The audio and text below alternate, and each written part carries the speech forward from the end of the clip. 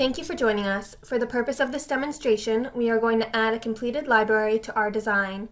Right-click on Library, select the CaptureTutorial2.olb from the downloaded files.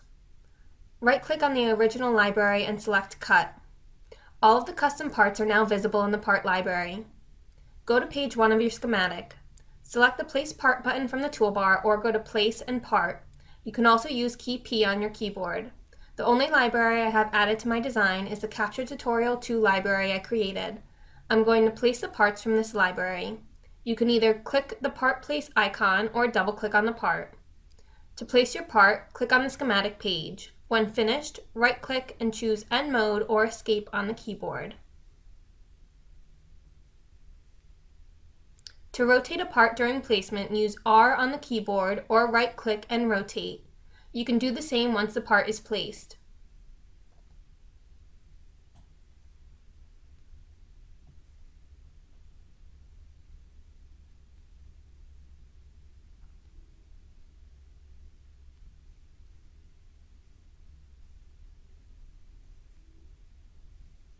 All of the parts I created have been placed. Next, I'm going to search for a part. Click on the plus sign to expand Search for Part. I'm going to search for cap. Set the path to the default capture libraries. Click Search Part. A capacitor was found in the discrete library. Click Add. This has added the library, and the library can now be searched in the Parts window.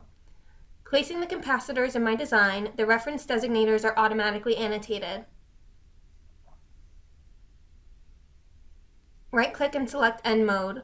If you do not want the parts automatically annotated, go to Options, Preferences, and the Miscellaneous tab. Click Off of Auto Reference.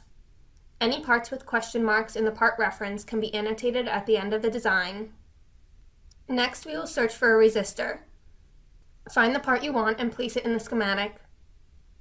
Use R to rotate. Next, I'm going to search for an LED. Place the part in your schematic. I'm going to place my ground symbols next. Go to Place and Ground. Add the CaptureTutorial 2 library by selecting Add Library. Select the ground symbol you want and place on the schematic.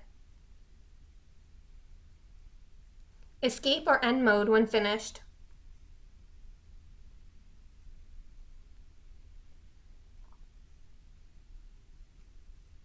I'm going to do the same with VCC. Go to Place and Power. Select the power symbol you want and place on the schematic.